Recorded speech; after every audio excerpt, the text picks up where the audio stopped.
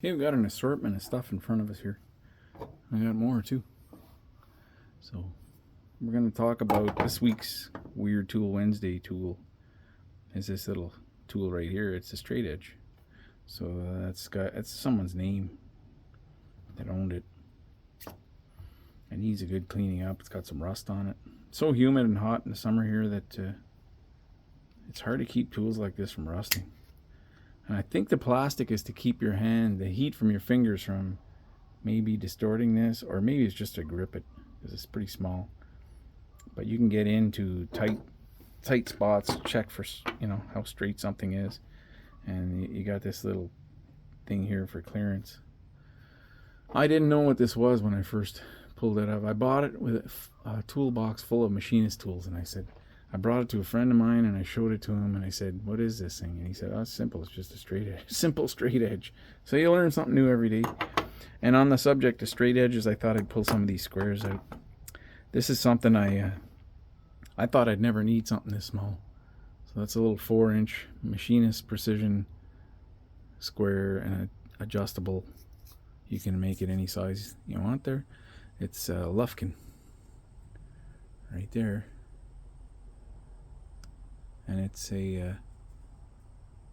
probably really old. I don't know what years Lufkin stopped making tools like this. They still made measuring tapes last time I was checked. But stuff like this is, you gotta buy antiques. And then I had the local machinist kind of store. I'll sell all Chinese stuff, but this is nice. This is a eye gauging. I think this stuff's sold on Amazon.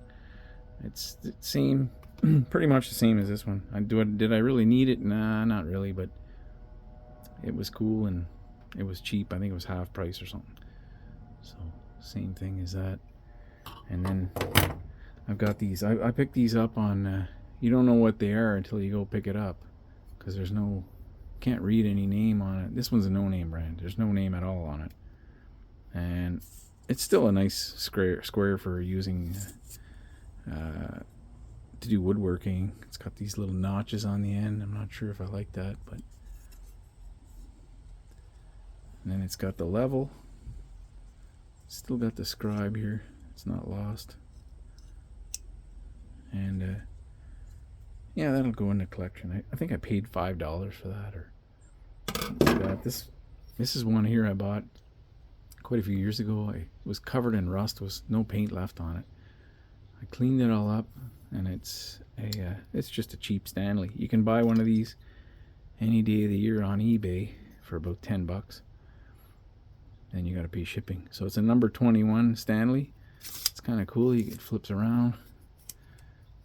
It's pretty quick to use. I'm not making it look like it's working pretty good, but usually it's really easy to operate. Flips right around. I think these are way better option than those aluminum speed squares. They're more precise, and you can always adjust it for whatever length you want, and put a pencil on the end and scribe a straight line on a length of a board. And then here I've got this one here. This is a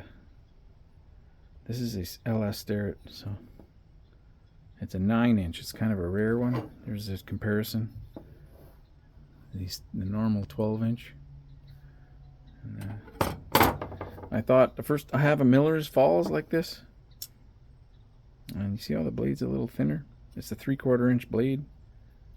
I thought when I bought that Miller's Falls as a 9-inch as well, and when I bought it, I thought someone had either ground off the end or cut the end with a hacksaw or something. But it's definitely, the Miller's Falls has 8 on this side over here, and then 8 over here, 8 on the opposite end on the other side. So it's definitely an 8-inch, and this one's got the writing dead center. So it was made an 8-inch. It was not a 12-inch cut down. So sometimes you need, this would be a nice little ideal size to keep on you. And like one of these would be a little bit big. And the 6-inch might be a little short sometimes, but this would be a nice in-between size. And it's missing the scribe. It's absolutely filthy dirty. It's full of, I think someone put grease in there or something. It sticks like glue. I gotta clean it up. So it's on the list to be cleaned up. I'm gonna try and get the rust off there. We'll use some steel wool maybe, and then get some, 600 grit paper and maybe a 2000 grit paper, and try and remove this rust. I'm not gonna do anything about the paint. It's pretty intact, the paint. I'm just gonna scrub it clean up these surfaces here, and then make it more usable. But thought I'd show you this stuff. We'll cover some. Ever since I started using these squares, about 10-15 years ago, I stopped using those aluminum speed squares. And as a machinist, these are this is a machinist tool, and this is just like for carpentry or for kind of semi-precise work. So nice to have. 98% of the people that watch this channel are not subscribed.